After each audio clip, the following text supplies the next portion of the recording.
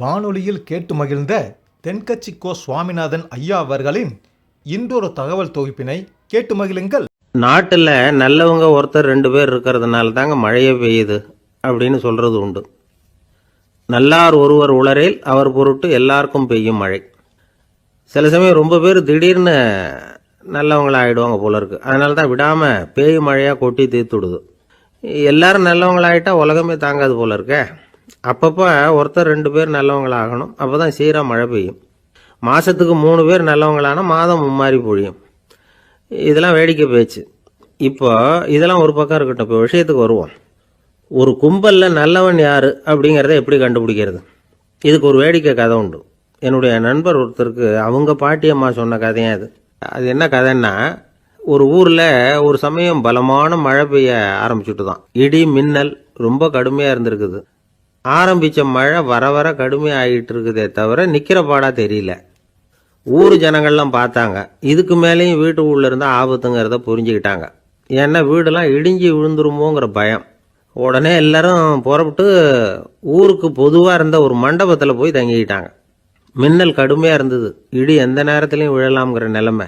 எப்போ விழலாம்னு பார்த்துக்கிட்டு இருக்குது. அந்த மண்டபத்தில் இருந்த ஜனங்கள் மனசுக்குள்ள ஒரு பயம். நம்ம கூட்டத்தில் யாராவது ஒரு கெட்டவன் பாவம் பண்ணவன் இருந்தால் கூட இடி இந்த மண்டபத்தில் விழுந்துரும். அது எல்லாருக்கும் ஆபத்து அப்படின்னு நினச்சாங்க. சரி, இதுக்கு என்ன பண்ணலாம் அப்படின்னு யோசனை பண்ணாங்க. அந்த கூட்டத்தில் ஒரு பெரியவர் இருந்தார். அவர் ஒரு யோசனை சொன்னார். இதை பாருங்க, அதுக்கு ஒரு வழி இருக்குது. அதோ எதிர்த்தாப்புல கொஞ்சம் தூரத்தில் ஒரு உயரமாக மரம் ஒன்று இருக்குது பாருங்க. பொதுவாக இடி சுலபமாக விழறது அது மாதிரி உயரமான மரத்தில் தான். நம்ம கூட்டத்தில் இருக்கிறவங்க எல்லாரும் ஒவ்வொருத்தராக போய் அந்த மரத்தை தொட்டுவிட்டு திரும்பி வந்துடணும்.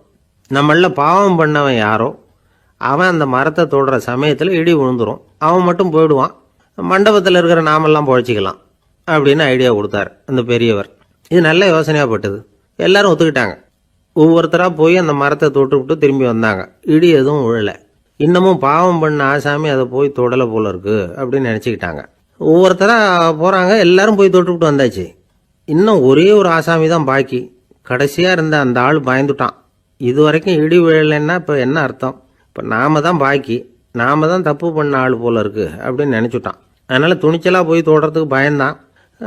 தயங்கிக்கிட்டே இருந்தான். இருந்தாலும் மற்றவங்கள்லாம் சும்மா இருப்பாங்களா? கட்டாயப்படுத்தி கழுத்தை பிடிச்சி தள்ளாத குறையா அவனை தள்ளி விட்டாங்க. போய் தொட்டுட்டு வாடான்னு. அவன் நடுங்கிக்கிட்டே போய் அந்த மரத்தை தொட்டான். அதே வினாடி ஒரு பயங்கரமான மின்னல் இடி விழுந்துட்டுது. எங்கே விழுந்தது தெரியுமா? அந்த ஆள் மேலே இல்லை, மண்டபத்தில் விழுந்தது. மண்டபத்தில் இருந்தவங்க பூரா காலி. அந்த ஒரு ஆள் மட்டும் புழைச்சிக்கிட்டான். இந்த ஒரு ஆளை காப்பாற்றுறதுக்காக தான் இடி மண்டபத்தில் விழாமல் இருந்திருக்குது. இதுதான் கதை. அதனால் நல்லவங்க எப்படியும் தப்பிச்சுக்குவாங்க அப்படிங்கிறது ஒரு நீதி. ஒருத்தன் அப்படி தான் தெருவில் நடந்து போய்கிட்டு இருந்தான். ரொம்ப நல்லவன். எதிரில் ஒருத்தன் சைக்கிளில் வந்துக்கிட்டு இருந்தான். அதில் மோதி இவன் கீழே விழுந்துட்டான். சைக்கிள்காரன் உடனே இறங்கி இவனை தூக்கி விட்டான். இவன் எழுந்திரிச்சு அவனை முறைச்சி பார்த்தான். அப்படி பார்க்காதீங்க சார், நீங்கள் ரொம்ப புண்ணியம் பண்ணியிருக்கீங்க, அதுதான் இப்போ சைக்கிளில் மோதிக்கிட்டீங்க அப்படின்றான். என்ன அப்படி சொல்கிறேன் நான்? இவன் 10 நிமிஷத்துக்கு முன்னாடி நான் லாரி ஓட்டிகிட்டு வந்தேன், அப்போ நீங்கள் எதிரில் வந்திருந்தீங்கன்னா என்ன ஆயிருக்கும் அப்படின்னானா அவன். ஒரு காட்டில் ஒரு முனிவர் இருந்தார். ஒரு நாள் அவரை தேடிட்டு 4 பேர் வந்தாங்க. சுவாமி, எங்களுக்கு ரொம்ப நாளாக ஒரு சந்தேகம்னாங்க. என்னன்னு கேட்டார். இந்த உலகத்தில் எவ்வளவோ காரியங்கள் நடக்குது, எது நியாயம் எது அநியாயம் அப்படின்னு புரிஞ்சிக்க முடியலன்னாங்க. அது யாராலையும் புரிஞ்சிக்க முடியாதுன்னார் முனிவர். வந்தவங்களுக்கு ஆச்சரியமாக போச்சு. ஒரு மாதிரியாக பார்த்தாங்க. இதை முனிவர் கவனிச்சார். சரி, புறப்படுங்க என்னோடன்னார். எங்கன்னு கேட்டாங்க. இப்போ உங்கள் 4 பேரையும் ஒரு புஷ்பக விமானத்தில் அழைச்சிட்டு போகிறேன். இந்த உலகத்தில் சர்வசாதாரணமாக நடக்கக்கூடிய ஒரு காட்சியை உங்களுக்கு காட்ட போகிறேன். நீங்கள் பார்க்க போகிற அந்த காட்சி நியாயமா அநியாயமா அப்படிங்கிறத என்கிட்ட சொல்லணும். நீங்கள் சரியான பதில் சொன்னால் புஷ்பக விமானத்தில் தொடர்ந்து பிரயாணம் பண்ணலாம். தவறான பதில் சொன்னால் இந்த புஷ்பக விமானம் உங்களை கீழே தள்ளி விட்டுரும் அப்படின்னார். 4 பேருக்கும் பயந்தான். இருந்தாலும் முனிவர் கூப்பிடுறாரு அப்படின்னு சொல்லி புறப்பட்டாங்க. அவங்க எல்லாரும் புறப்பட்டு ஒரு காட்டு வழியாக போய்கிட்டு இருக்கிறாங்க. புஷ்பக விமானத்தில் அங்கே நடக்கிற ஒரு காட்சியை காட்டுறார் முனிவர். அதோ அங்கே பாருங்கன்னார். அந்த விமானத்தில் இருந்தபடியே எல்லாரும் கீழே குனிஞ்சு பார்க்குறாங்க. அங்கே ஒரு தாய் புலி அப்போ தான் குட்டி போட்டிருக்கு. குட்டிகளை ஈன்ற உடனே பசிக்கு இறை தேடி அந்த பக்கமாக வருது. அதே நேரம் ஒரு தாய் மான், அதுவும் அப்பதான் குட்டி போட்டிருக்கு. அதுவும் இதே மாதிரி குட்டிகளை ஈன்ற உடனே பசிக்கு இறை தேடி அந்த பக்கமா வருது. இப்போ அந்த புலி அந்த மானை அடிச்சு போட்டுடுது, அதுவும் சாப்பிடுது, குட்டிகளுக்கும் கொடுக்குது. இப்போ அந்த புலிக்குட்டிகள் முகத்துல மகிழ்ச்சி, தாயை இழந்த அந்த மான் குட்டிகள் முகத்துல துக்கம். இப்போ அந்த முனிவர் 4 பேர்கிட்டையும் கேட்கிறார், நீங்க இங்க பாத்தீங்களே, இதுல எது நியாயம் எது அநியாயம்? ஒவ்வொருத்தரா சொல்லுங்க. உங்க பதில் சரியில்லைன்னா இந்த விமானம் உங்களை கீழே தள்ளி விட்டுரும், சொல்லுங்க பார்க்கலாம்னார். முதல்ல ஒருத்தன் சொன்னான், அந்த புலி செஞ்சது சரிதாங்க, அது பசிக்கு அதுதான் ஆகாரம், தன்னுடைய பசிக்கு தானே இறை தேடிக்கிட்டுது, அதில் என்ன தப்பு, அவ்வளவுதான், அதனால புலி செஞ்சது நியாயம்தான் அப்படின்னா. அவ்வளவுதான், அந்த விமானம் அவனை அப்படியே கீழே தள்ளி விட்டுட்டுது. அதனால அவன் கொடுத்த பதில் சரியில்லை அப்படிங்கிறது புரிஞ்சு போச்சு. இப்போ 2வது ஆள் சொன்னான், புலி செஞ்சது பாவம், அந்த தாய்மான் என்ன தப்பு பண்ணிச்சு, இப்போ அந்த குட்டிகளுக்கு யார் ஆதரவு, அதனால புலி செஞ்சது அநியாயம் அப்படின்னா. அவ்வளவுதான், அவனையும் கீழே தள்ளி விட்டுடுது அந்த விமானம். இந்த பதிலும் சரியில்லை அப்படின்னு ஆயிட்டுது. இப்போ 3வது ஆள் வந்தான். முதல்ல 2 பேர் கீழே விழுந்ததை பார்த்துக்கிட்டு இருந்தான். அதனால அவன் சொன்னான், ரெண்டுமே நியாயம்தாங்க, புலி இறை தேடினதும் இயற்கை, அதுக்கு மான் இறையானதும் இயற்கை, அதனால இதுல ஒன்றும் தப்பு இல்லைன்னா. அவ்வளவுதான், அவனையும் அந்த விமானம் கீழே பிடிச்சி தள்ளி விட்டுது. இப்ப 4வது ஆள் வந்தான்.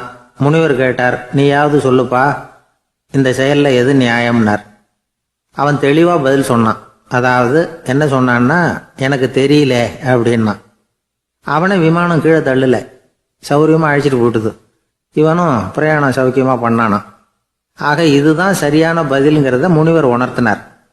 இந்த கதையிலிருந்து நாம புரிஞ்சுக்க வேண்டியது என்னன்னா, இந்த உலகத்துல எவ்வளவோ காரியங்கள் நடக்குது, அதெல்லாம் ஏன் அப்படி நடக்குதுங்கிறதுக்கு எப்பேற்பட்ட பண்டிதராலும் பதில் சொல்ல முடியாது.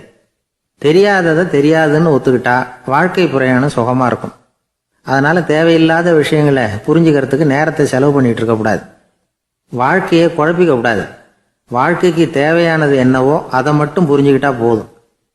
இந்த காலத்து ஆள் ஒருத்தன் ஒரு பெரியவரை தேடி வந்தான். ஐயா, ஒரு சந்தேகம்னா. என்ன உன்னுடைய சந்தேகம்னார். பகுத்தறிவுன்னா என்ன, விதின்னா என்ன அப்படின்னு கேட்டான். இதுக்கு அவரு, இப்போ உன்னுடைய வலது காலை தூக்குன்னார். தூக்கணும்.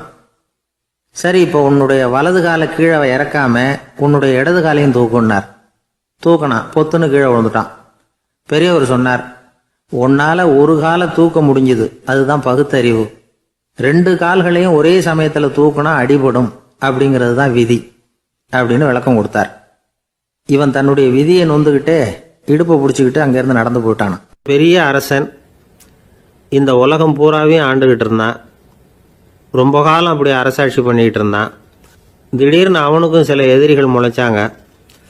அவங்கெல்லாம் ஒன்று சேர்ந்து இவனை தோற்கடிச்சுட்டாங்க. தோற்று போனதும் இவனுக்கு பயம் வந்துட்டுது, எங்கே எதிரிகள் நம்ம கொண்டுடுவாங்களோ அப்படின்னு. வெளியில் வந்தால் தனக்கு ஆபத்துன்னு பயந்துக்கிட்டு யாருக்கும் தெரியாமல் ஒரு குகைக்குள்ளே போய் பதுங்கி கிடக்கிறான். நிலைமையை பாருங்க. முதல் நாள் அரண்மனையில் அதிகாரம் பண்ணிக்கிட்டு இருந்தவன் மறுநாள் குகையில் பயந்து போய் பதுங்கி கிடக்கிறான். ராத்திரி நேரம் வந்தது, பசி வயத்தை கிள்ளுது, பிச்சை எடுத்து சாப்பிட வேண்டிய நிலைமை. பிச்சை எடுக்கிறதுக்கு பாத்திரம் வேணுமே, என்ன பண்ணுறது அப்படின்னு அங்கேயும் இங்கேயும் பார்க்குறான். ஒரு மூலையில் யாரோ விட்டுட்டு போன ஒரு ஓடு கிடக்குது, அதை எடுத்துக்கிட்டு புறப்பட்டான். இருட்டில் வழி புரியல, ஏதோ ஒரு யூகத்தில் காலை மெதுவாக எடுத்து வச்சு நடந்து போயிட்டு இருக்கிறான். வழியில் ஒரு கருப்பு நாய் படுத்து கிடந்தது. இருட்டில் அவன் இது கண்ணுக்கு சரியாக தெரியல, அவனுக்கு தவறி போய் காலை வச்சுட்டான். அது மேலே நாய் சும்மா இருக்குமா, வள்ளுன்னு விழுந்து கடிச்சு விட்டுது. காலை பார்க்குறான், காலத்தையும் நினச்சி பார்க்குறான். அரண்மனையில் வீரக்கழல் அணிந்த காலை உடைய மன்னா அப்படின்னு புகழ்வாங்களே புலவர்கள்லாம், ஆனால் அது இன்னைக்கு நாய் கடித்த காலம் ஆயிட்டுதே அப்படின்னு நினைக்கிறான். அது மட்டும் இல்லை, முன்னாடியெல்லாம் பொற்கிண்ணங்களில் தான் அவன் சாப்பிடுவான். ஆனால் இப்போது உடஞ்சி போன ஓட்டு, அது ஓட்டை கையில் வச்சுக்கிட்டு நிற்கிறான். அதில் ஏதாவது யாராவது சாப்பாடு போடுவாங்களான்னு. முன்னாடியெல்லாம் நிறைய பேர் அரண்மனைக்கு வருவாங்க, அரசருக்கு காணிக்கைன்னு சொல்லி இவன் காலடியில் கொண்டாந்து கொட்டுவாங்க. அப்போல்லாம் இவன் அந்த ஜனங்களுடைய முகத்தை திரும்பி கூட பார்க்கறது இல்லை, ரொம்ப கர்வமாக உட்காந்துருப்பான். அதே ஆள் இன்னைக்கு எல்லார் கண்ணுலையும் படுறது மாதிரி பிச்சை எடுத்துக்கிட்டு இருக்கிறான். அப்போலாம் காணிக்கைகளை தன்னுடைய கையால் வாங்குறது தனக்கு கௌரவ குறைச்சல்னு நினச்சி தன்னுடைய வேலைக்காரங்களை விட்டு தான் அதை வாங்க சொல்லுவான். இப்போ பார்த்தீங்கன்னா அவனே தன் கையாலேயே பிச்சை வாங்குறான். நினச்சி பாருங்க, அந்த மனுஷன் முத நாள் அரசன், மறுநாள் பிச்சைக்காரன். எவ்வளோ வித்தியாசம்! செல்வம் தான் இப்படி ஒரு வித்தியாசம் ஏற்படுறதுக்கு காரணம். அப்படிப்பட்ட செல்வம் வாழ்க்கையை நடத்துறதுக்கு நமக்கு தேவைதான். ஆனால் அதையே நாம் அடைய வேண்டிய பயனாக நினைக்கிறோம் பாருங்க, அதுதான் வேடிக்கை. இதை நம்மாழ்வார் அழகாக ஒரு பாசுரத்தில் சொல்கிறார். ஒரு நாயகமாய் ஓட உலகுடன் ஆண்டவர், கருணாய் கவர்ந்த காலர், சிதைகிய பானையர், பெருநாடு காண இம்மையிலே பிச்சைதாம் கொள்வர், திருநாரணன் தாழ் காலம் பெற சிந்தித்து உய்மினோ அப்படிங்கிறார் நம்மாழ்வார். ஒரு பெரிய பணக்காரர் ஒரு துறவிகிட்ட போய், சாமி என்கிட்ட நிறைய பணம் இருக்குது, இருந்தாலும் நிம்மதி இல்லை, என்னால் நிம்மதியாக இருக்க முடியல, என்ன காரணம்னு கேட்டாராம். உடனே அந்த துறவி இதுக்கு நேரடியாக பதில் சொல்லாமல் பக்கத்தில் நின்றுக்கிட்டு இருந்த ஒரு குழந்தைய கூப்பிட்டார். அது ஓடியாந்தது. ஒரு ஆப்பிள் பழத்தை எடுத்து அது கையில் கொடுத்தார். அதை வாங்கிக்கிட்டு குழந்தை சிரிச்சுது. இன்னொரு பழத்தை எடுத்து கொடுத்தார். அதை இன்னொரு கையில் வாங்கிட்டு சிரிச்சுது. மூணாவது ஆப்பிள் எடுத்து கொடுத்தார். 2 பழத்தையும் நெஞ்சில் அணைச்சிக்கிட்டு 3வது பழத்தையும் வாங்கிறதுக்கு முயற்சி பண்ணிச்சு. ஆனால் அது உடனே நழுவி கீழே விழுந்து உருண்டு ஓடிச்சு. ஏற்கனவே இருந்ததும் விழுந்துட்டுது. இப்போ அந்த குழந்தை அழ ஆரம்பிச்சுட்டுது. இப்போ அந்த துறவி பணக்காரர்கிட்ட சொன்னாராம், குழந்தைய கவனிச்சியா? 2 ஆப்பிள் போதும்னு அது நினச்சிருந்தா இப்போ அது அழ வேண்டிய அவசியம் வந்திருக்குமா அப்படின்னாராம். எதுவுமே அளவுக்கு மிஞ்சினா துன்பந்தான். இந்த காலத்தில் இதெல்லாம் யார் காதில் வாங்குறாங்க? ஒருத்தனை நல்ல வழிக்கு கொண்டு வரணும்னு நினச்சி அவனை கூப்பிட்டு உட்கார வச்சு இந்த கதையை சொல்லிகிட்டு இருந்தாங்க. சொல்லிவிட்டு அந்த குழந்தை செஞ்சது தப்பு தானே அப்படின்னு கேட்டிருக்கிறாங்க. ஆமாம், தப்பு தான், நானாக இருந்தால் அப்படி செஞ்சுருக்க மாட்டேன் நானா இவன்.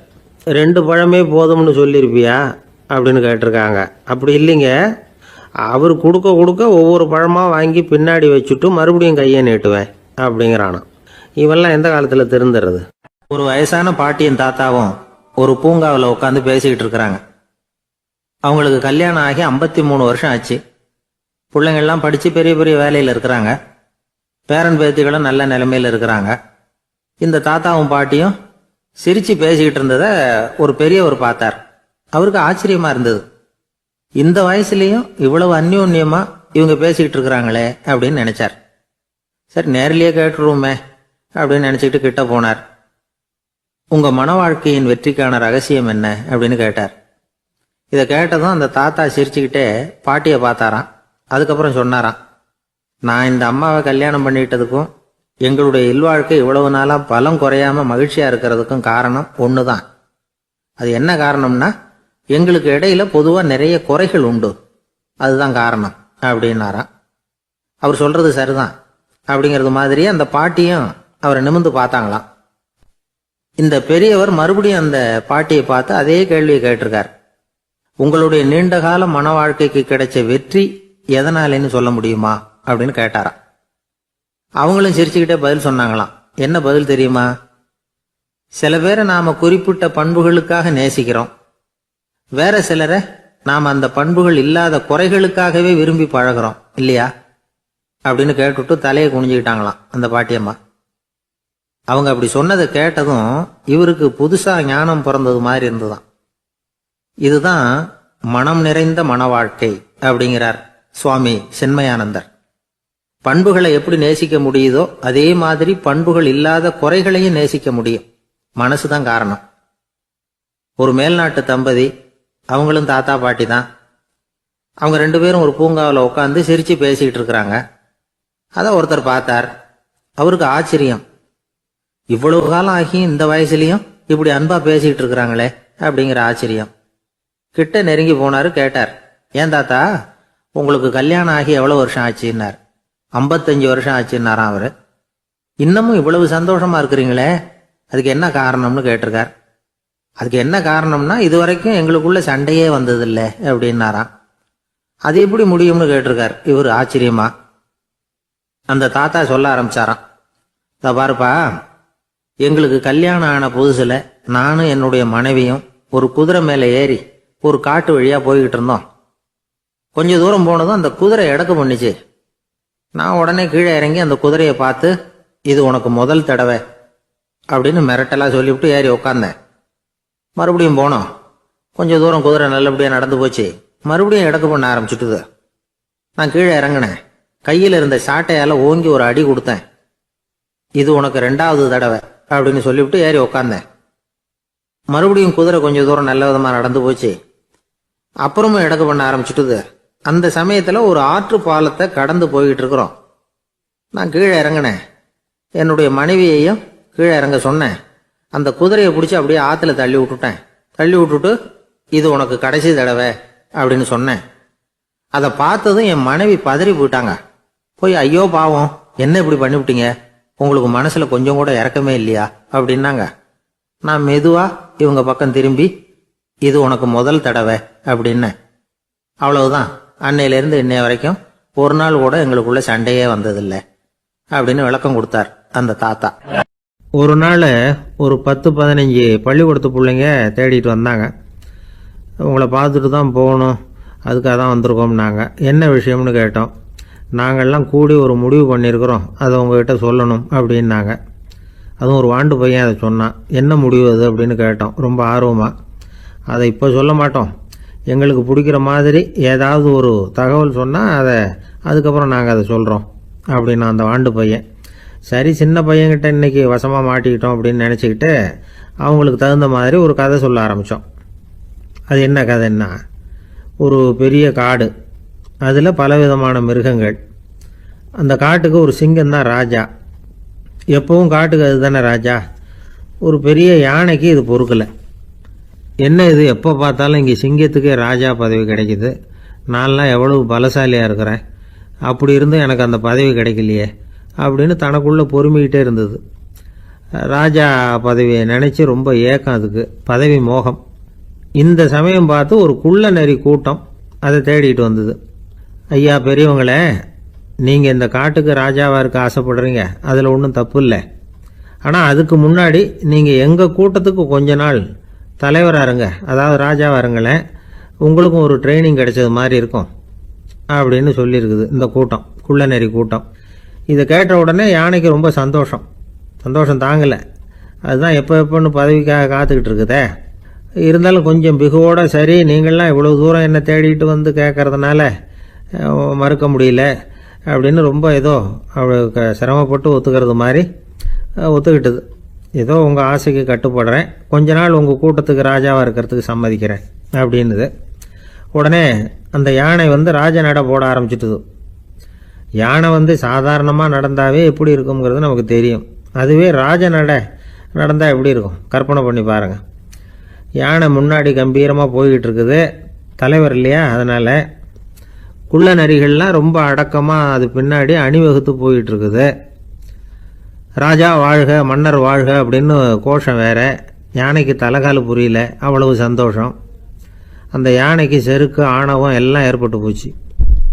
அதுக்கப்புறம் அது தரையை பார்க்குமா, நிமிர்ந்து நடக்க ஆரம்பிச்சுட்டுது. தரையை பார்க்குறதே இல்லை. அப்படி போயிட்டுருக்கிறப்போ ஒரு சதுப்பு நிலத்தில் திடீர்னு காலை வச்சுட்டுது. அவ்வளோதான், கால் உள்ளே போட்டுது. இன்னொரு காலை எடுத்து வச்சுது, அதுவும் உள்ளே போட்டுது. அந்த 2 காலையும் எடுக்கிறதுக்காக அடுத்த 2 காலையும் அழுத்திச்சு, அதுவும் உள்ளே போக ஆரம்பிச்சுட்டுது. இப்போ 4 காலம் வசமாக சேத்துல அழுந்தி போச்சு, எடுக்க முடியல. குள்ள நரிகள்லாம் அதை சுற்றி வந்தது. சிலது சுற்றி நின்று டான்ஸ் ஆட ஆரம்பிச்சுட்டுது யானையை பார்த்துட்டு. இதை யானை பார்த்தது. என்ன இது, தலைவர் நான் தவிச்சுக்கிட்டு இருக்கிறேன், தொண்டர்கள்லாம் சுற்றி நின்று வேடிக்கை பார்த்துக்கிட்டு இருக்கிறீங்க, டான்ஸ் ஆடுறீங்க அப்படின்னு கேட்டுதான். தொண்டர்களே, தலைவர் நான் தவிச்சுக்கிட்டு இருக்கிறது உங்களுக்கு தெரியலையா? இப்போ உடனே உங்கள் தலைவரை காப்பாற்ற வேண்டியது உங்கள் கடமை இல்லையா அப்படின்னு கத்துச்சான் அந்த யானை. குள்ள நரிகளில் ஒன்று முன்னாடி நின்று அந்த யானையை பார்த்து தான், தலைவரே எங்களுக்கு ரொம்ப நாளாக ஒரு ஆசை, அந்த ஆசையை நிறைவேற்றிக்கிறதுக்காகத்தான் உங்களை எங்கள் தலைவராக ஏற்றுக்கிறோம்னு சொன்னோம் அப்படின்னு தான். என்ன ஆசைன்னு கேட்டிருக்கு யானை. யானை கறி சாப்பிட்டு பார்க்கணுங்கிறது எங்களுக்கு ரொம்ப நாளாக ஆசை, அது இன்றைக்கி தான் நிறைவேற போகுது அப்படின்னு தான் அந்த நரி. இதை கேட்ட உடனே அந்த யானை அப்படியே மூர்ச்சி ஆகிட்டு தான். நரிகள்லாம் அது மேலே ஏறி குதற ஆரம்பிச்சுட்டு தான். பதவி மேலே இருந்த பேராசை அந்த பலசாலியான யானையையே மாட்டி விட்டுட்டுது பார்த்தீங்களா அப்படின்னு சொல்லி முடித்தோம் இந்த கதையை அந்த சின்ன பிள்ளைங்கக்கிட்ட. சரிங்க, இப்போ நாங்கள் உங்களை தேடி வந்த விஷயம் என்னங்கிறத சொல்லவா அப்படின்னா ஒரு வாண்டு பையன். சீக்கிரம் சொல்லு தம்பி, சஸ்பென்ஸ் தாங்கலை அப்படின்னோம். அவன் மெதுவாக, எங்களை பார்த்து சொல்கிறான், எங்களுக்கு கொஞ்ச நாள் நீங்கள் தலைவராக இருந்தால் தேவையில்லை அப்படின்னா. ஒரு ஊரில் ஒரு கோயில் இருந்தது, ரொம்ப பழைய கோயில். உள்ளே போகிறதுக்கே பயமாக இருக்கும், எந்த நேரத்தில் இடிஞ்சு விழுந்துருமோ அப்படிங்கிற பயம். அப்படி இருந்ததுனால யாரும் துணிஞ்சு சாமி கும்பிடுறதுக்கு அங்கே போகிறதில்ல. கோயிலுக்கு வர்ற கூட்டம் கொஞ்சம் கொஞ்சமாக குறைய ஆரம்பிச்சுட்டுது. கோயில் நிர்வாகிகள் எல்லாரும் கூடி உட்காந்து பேசினாங்க. என்ன பண்ணலாம்னு யோசனை பண்ணாங்க. எந்த இடம் மோசமாக இருக்கோ அந்த இடத்த பழுது பார்த்தாங்க. அங்கே எங்கே வர்ணத்தை பூசி கொஞ்சம் அழகுபடுத்தி பார்த்தாங்க. ஏதோ இந்த ஊரில் கோயில்னு ஒன்று இருக்குது, அது மக்களுக்கு தெரியணும் அப்படிங்கிறதுக்காகத்தான் இப்படிலாம் பண்ணாங்க. இருந்தாலும் கோவில் இருக்கிற நிலைமை மக்களுக்கு தெரியும், அதனால் அங்கே வர்றது குறைச்சிக்கிட்டாங்க அவங்க. ஒரு கட்டத்தில் யாருமே வர்றதில்லை, நிலைமை அந்த அளவுக்கு ஆயிட்டுது. மறுபடியும் கோவில் நிர்வாகிகள் கூட்டம் நடந்தது. இந்த கூட்டம் கூட கோயிலுக்கு உள்ளே நடக்கலை, இடிஞ்சு விழுந்துருமோங்கிற பயம். அதனால் வெளியில தான் உட்காந்து கூட்டத்தை நடத்தினாங்க. ஏன்னா உள்ளே போகிறதுக்கு அவங்களுக்கும் துணிச்சல் கிடையாது, எந்த நேரமும் விழுந்துரும் போல இருந்தது அது. அது வழியாக போகிறவங்க கூட வேகமாக அந்த இடத்த கடந்து போக ஆரம்பிச்சிட்டாங்க. கோவில் நிர்வாகிகள் வெளியில் உட்காந்து கூட்டம் போட்டாங்க இல்லையா, அந்த கூட்டத்தில் 4 தீர்மானங்களை நிறைவேற்றினாங்க. அது என்ன 4 தீர்மானம்னா, முதல் தீர்மானம், இந்த கோவிலை இடிப்பது அப்படிங்கிற முடிவை இந்த கமிட்டி மிகவும் வருத்தத்துடன் ஏற்றுக்கொள்ளுகிறது அப்படின்னு நிறைவேற்றினாங்க. இதுக்கு பதிலாக இன்னொரு கோவிலை உடனடியாக கட்டி முடிச்சுடணுங்கிறது 2வது தீர்மானம். 3வது தீர்மானம் என்ன தெரியுமா, பழைய கோவிலின் கதவுகள், அதிலிருந்து பிரித்து எடுக்கிற செங்கல், இதையே புது கோவில் கட்டுவதற்கு பயன்படுத்தி கொள்ள வேண்டியது. பழைய கோவில் இருந்த மாதிரியே அதே வடிவத்தில் புது கோவிலையும் கட்ட வேண்டியது. பழைய கோவிலின் அஸ்திவாரத்தை அப்படியே வச்சுக்கிட்டு அதுக்கு மேலே நாம் கோயிலை கட்டிக்க வேண்டியது. இதுதான் 3வது தீர்மானம். இதையும் கமிட்டி முழு மனசோட ஏற்றுக்கிட்டது. இது வரைக்கும் சரி. இப்போ அந்த கமிட்டி 4வதாக ஒரு முக்கியமான தீர்மானத்தை கொண்டுகிட்டு வந்து அதையும் ஏகமனதாக நிறைவேற்றி விட்டது. அது என்ன தீர்மானம்னா, புதிய கோவில் கட்டி முடிக்கிற வரைக்கும் பழைய கோவிலை இடிக்கிறதில்லை அப்படிங்கிற தீர்மானம். எப்படி இருக்குது பாருங்க இது. பழசை இடிக்காத வரையில அதே இடத்துல புதுசா எப்படி கட்ட முடியும்? பல விஷயங்கள்ல நாம நடந்துக்கிற முறையும் இப்படிதான் இருக்குதான். வாழ்க்கையில முன்னேறணும்னு ஆசைப்படுவோம், அதே நேரத்துல அந்த முன்னேற்றத்துக்கு எது தடையா இருக்கோ அதை விட்டு விடுறதுக்கும் மனசு வராது. வெளிநாட்டுல ஒரு பெரிய விருந்து நடந்துகிட்டு இருந்துதான். எல்லாரும் மது கோப்பையும் கையுமா அலைஞ்சுக்கிட்டு இருக்கிறாங்க. ஒருத்தர் மட்டும் கையில எதுவும் இல்லாம ரொம்ப நல்ல பிள்ளையா சாதுவா ஒரு ஓரமா தனியா உட்காந்துருக்கிறார். அவர்கிட்ட நெருங்கி வாங்க மது சாப்பிடலாம் அப்படின்னு கூப்பிட்டாங்களாம். என்னை வற்புறுத்தாதீங்க, நான் என் மனசுக்குள்ள உறுதியா தீர்மானம் பண்ணிவிட்டேன் அப்படின்னாராம். என்ன தீர்மானம் பண்ணியிருக்கீங்க அப்படின்னு கேட்டிருக்காங்க.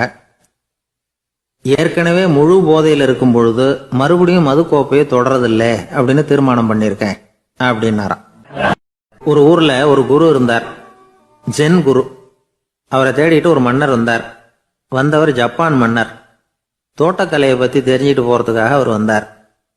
எப்படி தோட்டம் அமைக்கிறது அப்படிங்கிறத பற்றி அந்த குரு விவரமாக சொல்லி கொடுத்தாரு. 1 நாள் 2 நாள் இல்லை, 3 வருஷம் கற்றுக் கொடுத்தார். அதுக்கப்புறம் சொன்னார், நான் கற்றுக் கொடுத்துட்டேன், இனிமேல் நீங்கள் போகலாம், போய் தோட்டம் அமைக்கலாம். அதுதான் உங்களுக்கு பரிசை. தோட்டம் அமைச்ச பிறகு சொல்லி அனுப்புங்க, நான் வந்து பார்க்குறேன். நீங்கள் இங்கே என்னவெல்லாம் கற்றுக்கிட்டீங்களோ அதையெல்லாம் அங்கே செயல்முறையில் செஞ்சு காட்டுங்க அப்படின்னு சொல்லி அனுப்பி வச்சார். மன்னர் போனார். அரண்மனைக்கு பக்கத்திலேயே ஒரு பெரிய தோட்டத்தை உண்டு பண்ணினார். அழகான மரங்களையும் செடிகளையும் உருவாக்கினார்.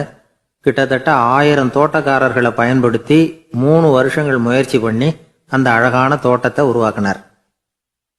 குரு கிட்ட இருந்து செய்தி வந்தது, நாளைக்கு வந்து தோட்டத்தை பார்க்குறேன் அப்படின்னு. மன்னர் உடனே சுறுசுறுப்பாயிட்டார். முதல் நாளே தோட்டத்தை சுத்தப்படுத்தினார். ராத்திரி பூரா யாரும் தூங்கலை. எல்லாருக்கும் தோட்டத்தை ஒழுங்குபடுத்துகிற வேலை. அது அந்தந்த இடத்துல ஒழுங்கா இருக்குதா அப்படின்னு சரி பார்த்தாங்க. ஒரு தவறும் இல்லாத வகையில் அதை ஒழுங்குபடுத்தினாங்க. மறுநாள் குரு வந்தார், தோட்டத்தை பார்த்தார்.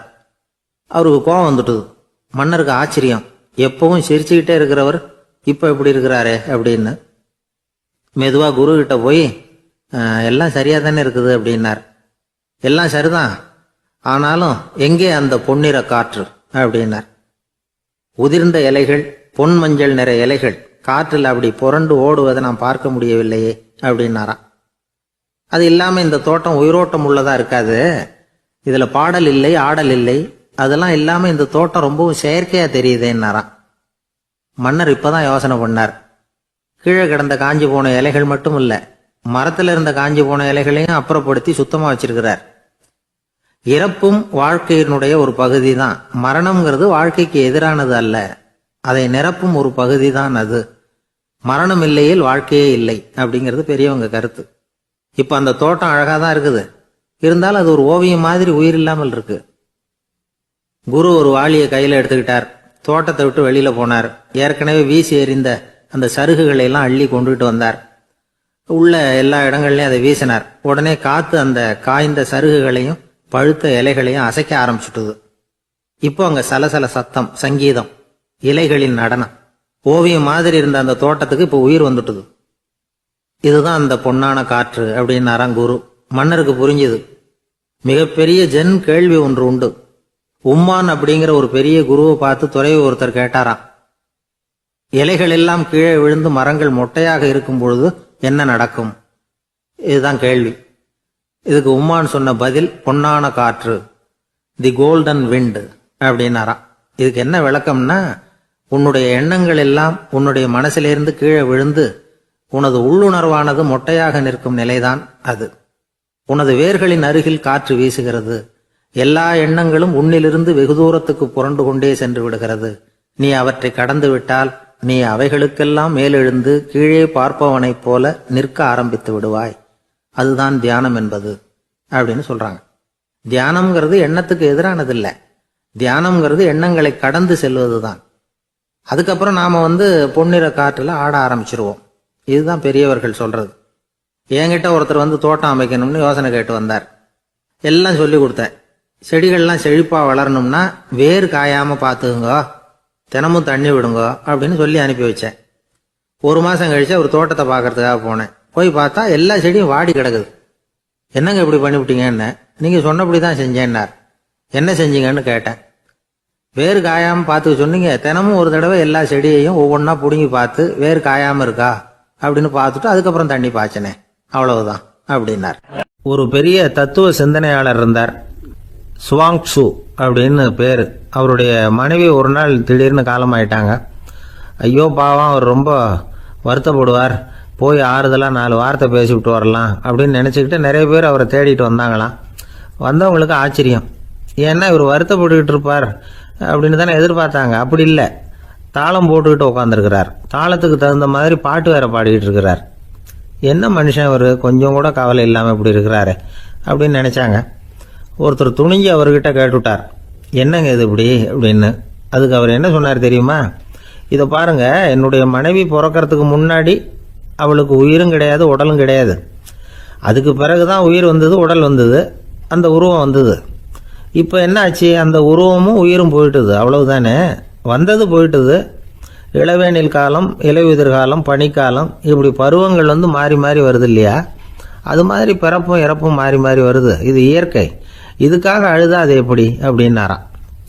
ஞான தெளிவு அடைஞ்சவங்களுக்கு எல்லாமே சுகம்தான். திருவள்ளுவரும் அதை தான் சொல்றார், உறங்குவது போலும் சாக்காடு, உறங்கி விழிப்பது போலும் பிறப்பு. தூங்குறதுக்கெல்லாம் நாம் வருத்தப்பட்டுக்கிட்ட இருக்கிறோமா? இன்னைக்கு தூங்க வேண்டியிருக்குதே, இன்னும் கொஞ்சம் நேரத்தில் நான் தூங்க வேண்டியிருக்கு அப்படின்னு சொல்லி யாராவது அழுதுகிட்டு இருப்பாங்களா? அதனால் இந்த உலக வாழ்க்கையினுடைய இயல்பை யதார்த்தத்தை நாம் தெளிவாக புரிஞ்சுக்கணும். அப்படி புரிஞ்சுக்கிட்டா நாம் கவலை இல்லாமல் வாழ முடியும். ஒரு வயசான தாத்தா பாட்டி 60 வருஷத்துக்கு முன்னாடி அவங்களுக்கு கல்யாணம் ஆச்சு. ஒன்றாவே வாழ்ந்தாங்க, ஒன்றாவே இறந்து போனாங்க. இப்போ அவங்க 2 பேரும் சொர்க்கத்துக்கு போய் சேர்ந்தாங்க. அங்கே எல்லா வசதியும் இருந்தது. ஒரு பெரிய பங்களாவே இவங்களுக்கு ஒதுக்கி கொடுத்தாங்களாம். இதுக்கு எவ்வளவு வாடகைன்னு கேட்டார் தாத்தா. வாடகையெல்லாம் கிடையாது, இலவசம் அப்படின்னார் அங்கே இருந்தவர். அந்த வீட்டுக்கு பின்னாடி ஒரு பெரிய புல்வெளி இருந்தது. இதில் விளையாட ஏதாவது கட்டணம் உண்டான்னு கேட்டிருக்கார் தாத்தா. அதெல்லாம் ஒன்றும் கிடையாது, பணம்லாம் கட்ட வேண்டியதில்லை அப்படின்னார் அவர். பக்கத்தில் ஹோட்டல் மாதிரி ஒரு பெரிய கட்டடம், உள்ள சாப்பாட்டு மேஜைகள், அது மேலே விதவிதமான பலகாரங்கள். சாப்பாட்டுக்கெல்லாம் எவ்வளவு அப்படின்னு விசாரிச்சாராம் தாத்தா. அதுதான் சொன்னேனே, இங்கே எல்லாமே இலவசம்தான், எது வேணும்னாலும் சாப்பிட்லாம், எவ்வளவு வேணும்னாலும் சாப்பிட்லாம் அப்படின்னாராம். நீங்கள் சொல்கிறீங்க அப்படி, ஆனால் நான் சர்க்கரை சேர்த்துக்கப்படாது, உப்பு சேர்த்துக்கப்படாது, பாட்டி கையால் எப்பவும் பத்திய சாப்பாடு தான் அப்படின்னாராம் தாத்தா. இதை பாருங்கள், இங்கே உங்களுக்கு அந்த கவலையும் வேண்டியதில்லை. இங்கே நீங்கள் ஸ்வீட்டு சாப்பிட்லாம், காரம் சாப்பிட்லாம், உங்களுக்கு எந்த நோயும் வராது அப்படின்னாராம் அங்கே சொர்க்கத்தில் இருந்தவர். இதை கேட்ட உடனே அந்த தாத்தா பக்கத்தில் நின்ன பாட்டியை பார்த்து கத்தினாராம், அடி பாவி, எல்லாத்தையும் இங்கே எடுத்துட்டியே, நீ எனக்கு பத்திய சாப்பாடு போடாமல் கண்டதை திங்க விட்டுருந்தா 10 வருஷத்துக்கு முன்னாடியே நான் இங்கே வந்து சேர்ந்துருப்பேனே அப்படின்னாராம். கடற்கரை ஓரமாக ஒரு பெரியவர் கையால் மணலை கீறிக்கிட்டே உட்காந்துருக்கிறார். என்னத்தையும் தேடிட்டு இருக்கிறது மாதிரி தெரிஞ்சுது. மெதுவாக கிட்டத்தில் போய் என்னத்தை தேடிட்டு இருக்கிறீங்க அப்படின்னு கேட்டோம். அவரு சாவகாசமா நிமிந்து பார்த்து நிம்மதியை தேடிட்டு இருக்கிறேன்னார். நாங்கள் ஒரு மாதிரி ஆயிட்டோம். இருந்தாலும் சமாளிச்சுக்கிட்டு, சார், மணல்ல கிழிஞ்சல் தான் கிடைக்கும், நிம்மதி கிடைக்காது அப்படின்னோம். சரி, இன்னைக்கு வசமா நம்ம கிட்ட ஒரு ஆள் மாட்டிக்கிட்டார் அப்படின்னு நினைச்சு அவர் பக்கமா போய் உட்காந்துக்கிட்டு கதை சொல்ல ஆரம்பிச்சிட்டோம். ஒரு பெரிய மன்னர் இருந்தார். அவருக்கு எல்லா வசதியும் இருந்தது. இருந்தாலும் ஒரே ஒரு குறை. அது என்னன்னா நிம்மதி இல்லைங்கிற குறை. அரண்மனையில தினமும் கலை நிகழ்ச்சி, நாட்டியம் எல்லாம் நடந்துகிட்டு தான் இருந்தது. இருந்தாலும் நிம்மதி இல்லை. சரி, நிம்மதி எங்க கிடைக்கும் அப்படின்னு தேட ஆரம்பிச்சார். உடனே அதுக்கான முயற்சிகள்ல தீவிரமா இறங்கினார். நாட்டில் உள்ள தத்துவ மேதைகளை எல்லாம் கூப்பிட்டுட்டு வர சொன்னார். எல்லாரும் வந்து சேர்ந்தாங்க. அவங்கள பார்த்து நிம்மதி எங்க இருக்குது அப்படின்னு விசாரிச்சார். அவங்களுக்கு அது தெரிஞ்சா ஏன் இப்படி ராஜா முன்னாடி வந்து நின்றுட்டு இருக்க போறாங்க? ராஜாவோட கேள்விக்கு ஒவ்வொருத்தரும் ஒவ்வொரு மாதிரி விளக்கம் கொடுக்க ஆரம்பிச்சிட்டாங்க. எந்த பதிலும் ராஜாவுக்கு திருப்தி அளிக்கக்கூடிய அளவுக்கு இல்லை. சரி, போயிட்டு வாங்கன்னு சொல்லி அவங்கள எல்லாம் அனுப்பி வச்சுட்டார். ஒரு நாள் அவர் மாளிகையில உப்பருகையில நின்றுட்டு இருக்கிறார். அந்த சமயத்துல தெருவில் ஒரு பிச்சைக்காரன் ரொம்ப உல்லாசமா பாட்டு பாடிக்கிட்டே போயிட்டு இருக்கிறான். குரல்ல ஒரு சந்தோஷம், நடையில ஒரு மிடுக்கு. அவன்கிட்ட கொஞ்சம் கூட கவலை இருக்கிறதா தெரியல. உடனே ராஜா அதை பார்த்தார். ஏவலாளிகளை கைதட்டி கூப்பிட்டார். உடனே ஓடி போய் அந்த பிச்சைக்காரனை இங்க அழைச்சிட்டு வாங்கன்னு உத்தரவு போட்டார். இவங்க உடனே ஓடி போய் அவனை கூப்பிட்டாங்க. அரண்மனைக்கு வாழ்ந்தாங்க. அவன் வரல. அரண்மனைக்குள்ள அடி எடுத்து வைக்க மாட்டேன்னு சொல்லிவிட்டான். ராஜா கிட்ட விஷயத்தை சொன்னாங்க. அவருக்கு ரொம்ப ஆச்சரியம், இப்படி ஒரு ஆள் இருக்கிறானா அப்படின்னு. சரி, அவன் என்னதான் சொல்றான் அப்படின்னு விசாரிச்சார். இவங்க மறுபடியும் தெருவுக்கு போய் கேட்டாங்க. என்ன பார்க்கணும்னா ராஜா விருப்பப்பட்டாருன்னா அவரை வேணும்னா இங்க வர சொல்லுங்க அப்படின்னு சொல்லிவிட்டான். அதை ராஜா கிட்ட சொன்னாங்க.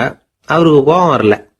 இவ்வளவு சுதந்திர உணர்வோடு இருக்கிறவன் சாதாரண ஆளா இருக்க முடியாது அப்படின்னு நினைச்சார். உடனே கிடுகிடுன்னு இறங்கி தெருவுக்கு வந்தார். பிச்சைக்காரங்கிட்ட போனார். நீ கவலைப்படாம சந்தோஷமா பாடிட்டு போறியே, அது எப்படி முடியுது உன்னால அப்படின்னு கேட்டார்.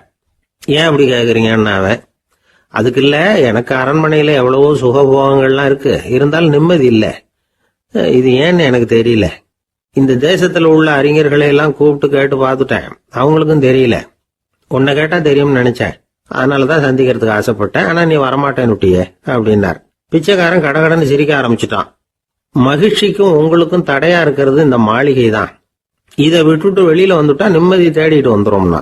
நான் அரசன், எனக்குன்னு கடமைகள் இருக்கு, அதையெல்லாம் விட்டுட்டு எப்படி வர முடியும்னார் ராஜா. ரெண்டும் ஒரே நேரத்துல கிடைக்கணுங்கிறது முடியாத காரியம். உங்க சுகபோகத்துக்கு விலையாதான் உங்க நிம்மதியை கொடுத்துக்கிட்டு இருக்கிறீங்க. என்ன பாருங்க, என்கிட்ட எதுவும் இல்லை, அதனால எதுவும் போயிடுமோங்கிற பயமும் இல்லை, நிம்மதியா இருக்கிறேன் அப்படின்னா அவன். ராஜா உடனே சந்தோஷப்பட்டு தன்னுடைய மேலங்கியை எடுத்து அவனுக்கு பரிசா கொடுத்தாரான். அவன் சிரிச்சுக்கிட்டே அதை வாங்க மாட்டேன்னு விட்டானான். இதை நீங்க எனக்கு கொடுக்கறதுனால எந்த பயனும் இல்லை, அதே நேரத்துல அதை வாங்கிட்டேன்னா அடுத்த வினாடியிலிருந்து அதை எப்படி காப்பாத்துறதுங்கிற கவலை எனக்கு சேர்ந்துரும். அப்புறம் தூக்கம் வராது, நிம்மதி போயிடும் அப்படின்னானா. சொல்லிவிட்டு அவன் பாட்டுக்கு சந்தோஷமா பாடிட்டே போயிட்டான். நிம்மதி எங்க இருக்குங்கிறதையும் ராஜா தெரிஞ்சுக்கிட்டார். அந்த இடத்துக்கு தன்னால போக முடியாதுங்கிறதையும் அவர் புரிஞ்சுக்கிட்டார். இப்படி இந்த கதைய அந்த கடற்கரையில மணலை கீறிக்கிட்டே உட்கார்ந்துருந்தார அந்த பெரியவர்கிட்ட சொல்லி முடிச்சோம். அவர் முகத்துல ஒரு தெளிவு தெரிஞ்சது. எங்களை நிமிர்ந்து பார்த்தார். ரொம்ப நன்றிங்க, இப்ப எனக்கு தெரிஞ்சு போச்சு, நிம்மதி வேணும்னா அதுக்கு என்ன பண்ணணும்னு இப்ப நல்லா புரிஞ்சுக்கிட்டேன் அப்படின்னார். என்ன புரிஞ்சுக்கிட்டீங்கன்னு கேட்டோம். இனிமே இந்த பக்கம் வந்தா உங்க கண்ணுல படாத இடமா பார்த்து உட்காரணும்னு புரிஞ்சுக்கிட்டேன் அப்படின்னார். ஒரு ஊர்ல ஒரு பெரியவர் இருந்தார். ஒரு நாள் அவரை தேடி ஒருத்தர் வந்தார். ஐயா, நான் கடவுளை பரிபூர்ணமா நம்புறேன் அப்படின்னார். சரி, அந்த நம்பிக்கை உனக்கு எப்படி வந்ததுன்னு கேட்டார் இவர். அவர் சொல்ல ஆரம்பிச்சார். ஐயா, எனக்கு கல்யாணம் ஆகி 10 வருஷம் ஆச்சு, ஆனாலும் குழந்தை பாக்கியம் இல்லை. அதுக்கு என்ன காரணமா இருக்கும்னு நான் யோசனை பண்ணிட்டு இருந்தப்போ நண்பர் ஒருத்தர் ஒரு ஆலோசனை சொன்னார். உனக்கு மதப்பற்று இல்லை, எந்த கடவுளையுமே நம்ப மாட்டேங்கிற, அதுதான் காரணம். கடவுளை நம்பு, உனக்கு குழந்தை பாக்கியம் கிடைக்கும் அப்படின்னார். அவர் அப்படி சொன்னாரே தவிர எனக்கு சந்தேகம்தான். இருந்தாலும் அவர் சொன்னபடியும் நடந்து தான் பார்ப்போமே அப்படின்னு முடிவு பண்ணேன். கடவுளை நம்ப ஆரம்பித்தேன். அந்த வருஷமே அழகான ஆண் குழந்தை பிறந்தது. எல்லாம் இறைவன் அருள் அப்படின்னார். இவர் இப்படி சொன்னதை கேட்டதும் அந்த பெரியவர் சொன்னார், நீ சொல்றதெல்லாம் சரிதான். இருந்தாலும் இந்த காலத்தில் எந்த ஒரு காரியமாக இருந்தாலும் அதை சோதனை செஞ்சு பார்த்துட்டு தான் ஒரு முடிவுக்கு வந்து சேர முடியும். அறிவுபூர்வமான முடிவு அதுவாக தான் இருக்கும். அறிவியல் சோதனைகள் அப்படித்தான். ஒரு குறிப்பிட்ட விஷயத்தை பற்றி எத்தனை தடவை சோதனை பண்ணாலும் ஒரே முடிவு தான் கிடைக்கணும். அதுதான் சரியா இருக்கும். அதனால இப்போ மறுபடியும் ஒரு சோதனைன்னார். என்ன செய்யணும் அப்படின்னு கேட்டார் இவர். கடவுள்கிட்ட ஒரு பெண் குழந்தை வேணும்னு கேளு. முதல்ல ஆண் குழந்தையை கொடுத்தது மாதிரியே இப்போ ஒரு பெண் குழந்தையையும் கொடுக்குறாரா பார்க்கலாம் அப்படின்னார். சரின்னு சொல்லி இவர் அதே மாதிரி முயற்சி பண்ணினார். அதுக்கப்புறம் அவர் இந்த பெரியவர்கிட்ட வரவே இல்லை. கொஞ்ச காலம் கழிச்சு இவரே அவரை தேடிக்கிட்டு போய் கதவை தட்டினார். அவர் கதவை திறந்தார். என்ன ஆச்சு, கடவுள் கண் திறந்தாரா அப்படின்னு கேட்டார். அவர், அந்த சமாச்சாரம்லாம் நமக்கு வேணாம் சார். முதல் தடவை அது ஏதோ தற்செயலா ஏற்பட்ட ஒரு சாதகம். இப்போ நீங்கள் 2வது தடவை சொன்ன பிறகு தினமும் கடவுளை வேண்டிக்கிட்டு தான் இருக்கிறேன், ஒன்றும் நடக்கலை அப்படின்னார் ரொம்ப விரக்தியா. ஒரே ஒரு தோல்வியில் உங்கள் நம்பிக்கையெல்லாம் பறந்து போயிடுது பார்த்தீங்களா அப்படின்னார் அந்த பெரியவர். எல்லாம் நல்ல விதமாக நடக்கிற வரைக்கும் நம்பிக்கை, எதிர்பார்த்தது தோல்வியில் முடிஞ்சுட்டுதுன்னா அவநம்பிக்கை. மற்றவர்கள் பேரில் வைக்கிற நம்பிக்கை எந்த நேரத்திலையும் விவகாரமாகி விடக்கூடிய சாத்தியம் உண்டு. நாம் நம்பிக்கை வைக்க வேண்டியது நம்ம கிட்ட தான். நமக்குள்ள இருக்கிறார் கடவுள். எனவே நம்ம பேரில் நாம் வைக்கிற நம்பிக்கை தான் உண்மையான கடவுள் பக்தி. நிபந்தனையற்ற நம்பிக்கையாக அது இருக்கணும். எல்லாம் நல்லபடியாக நடந்துகிட்டு இருந்தா எந்த முட்டாளுக்கும் நம்பிக்கை வரத்தான் செய்யும் அப்படிங்கிறது ஒரு பெரியவர் கருத்து. தியானத்தின் மூலமாக தான் உனக்குள்ள ஆழமாக தோண்டுனா உன்னுடைய அடி ஆழத்தில் நம்பிக்கை வந்து அப்படி ஊற்றெடுக்கும், அதை பார்க்க முடியும் அப்படிங்கிறது பெரியவர்கள் சிந்தனை. ஒரு குழந்தை அப்பாவை பார்த்து என்னப்பா பண்ணுறேன்னு கேட்டுதான். பிரார்த்தனை பண்ணிட்டு இருக்கிறேன்னாராம் அப்பா. பிரார்த்தனை பண்ணுனா என்ன கிடைக்கும் அப்படின்னு கேட்டுதான் குழந்தை. எல்லாம் கிடைக்கும் அப்படின்னாராம் அப்பா. நீ வச்சிருக்கிறிய பேனா அது கூட கிடைக்குமான்னு கேட்டுதான் குழந்தை. ஓ, கிடைக்குமேன்னு இருக்கார். அப்படின்னா அந்த பேனாவை என்கிட்ட கொடுத்துரு, நீ பிரார்த்தனை பண்ணி வேற பேனா வாங்கிக்கோ அப்படின்னு தான் அந்த குழந்தை. ஒரு சன்னியாசி அவர் ஒரு நாள் ஒரு கனவு கண்டாராம். அந்த கனவுல அவர் சொர்க்கத்துக்கு போறார். அங்கே ஒரு பெரிய திருவிழா நடந்துகிட்டு இருக்குது. எங்கே பார்த்தாலும் அலங்கார வளைவுகள், வண்ணமயமான விளக்குகள், பாதைகள் பூரா மலர்கள், எல்லா கட்டடங்களும் ஒளிமயம். அவ்வளவு கோலாகலமாக பிரம்மாண்டமாக அந்த திருவிழா நடந்துகிட்டு இருக்குது. அது என்ன திருவிழாங்கிறது இந்த சன்னியாசிக்கு புரியல. அங்கே எதிரில் வந்துகிட்டு இருந்த ஒருத்தரை நிறுத்தி, என்ன விசேஷம் இங்கே அப்படின்னு விசாரிச்சாராம். உனக்கு தெரியாத விஷயம், இன்னைக்கு இறைவனுக்கு பிறந்த நாள், அதை தான் எல்லாரும் சேர்ந்து கொண்டாடுறோம். இதுக்காக பிரம்மாண்டமான ஊர்வலம் ஒன்று வரப்போகுது. இறைவனே அந்த ஊர்வலத்தில் கலந்துக்கிறார் அப்படின்னார் அவர். உடனே அந்த சன்னியாசி ஒரு மரத்து நிழலில் ஒதுங்கி நின்றுக்கிட்டார். ஊர்வலம் வந்துக்கிட்டு இருக்குது. முதல்ல ஒரு குதிரை வந்துக்கிட்டு இருக்கு. அது மேலே ஒருத்தர் உட்காந்துருக்கிறார். அவருக்கு பின்னாடி நிறைய பேர் கூட்டமாக வந்துக்கிட்டு இருக்கிறாங்க. இவ்வளவு கூட்டம் இவர் பின்னாடி வருதே, யார் இவர் அப்படின்னு கேட்டார். ஒரு மதத்தின் பெயரை சொல்லி, இவர் அந்த மதத்தின் தலைவர், அவரை பின்பற்றுகிற மக்கள் கூட்டம் பின்னாடி வந்துகிட்டு இருக்குது அப்படின்னு விவரம் சொல்லியிருக்கிறாங்க. இவங்களுக்கு அடுத்தபடியா இன்னொரு குதிரையில் ஒருத்தர் வந்துகிட்டு இருக்கிறார். அவருக்கு பின்னாடி ஏகப்பட்ட கூட்டம். இவர் யாருங்க அப்படின்னு கேட்டிருக்கார் சன்னியாசி. அங்கே இருக்கிறவங்க விவரம் சொல்லியிருக்கிறாங்க. இன்னொரு மதத்தின் பெயரை சொல்லி, இவர் அந்த மதத்தினுடைய தலைவர், அவர் வழியை பின்பற்றுகிறவர்கள் அவர் பின்னாடி கூட்டமாக வந்துகிட்டு இருக்கிறாங்க அப்படின்ட்டு இருக்காங்க. இப்படி ஒவ்வொருத்தராக குதிரை மேலே வந்துக்கிட்டே இருக்கிறாங்க. அவங்கள பின்பற்றியும் ஒவ்வொரு கூட்டம் வந்துக்கிட்டே இருக்குது.